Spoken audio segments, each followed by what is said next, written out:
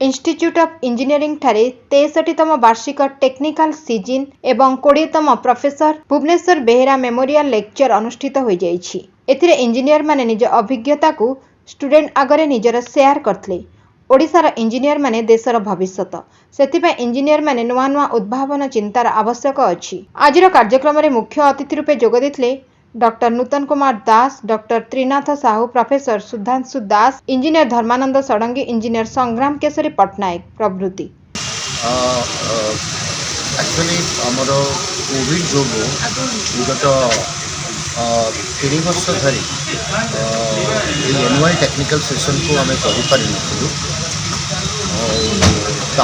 वर्ष को पुणी आरंभ कर 63तम एनुअल टेक्निकल सेशन और 20तम भुवनेश्वर बेहेरा मेमोरियल लेक्चर एटा आम प्रत्येक दिन प्रत्येक वर्ष पालन कर and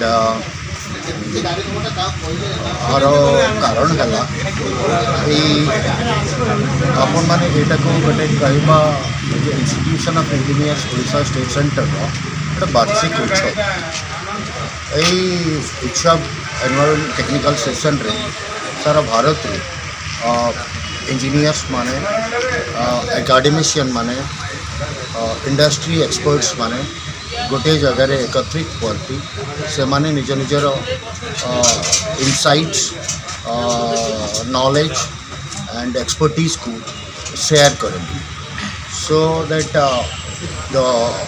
they will enrich each other. Thank you.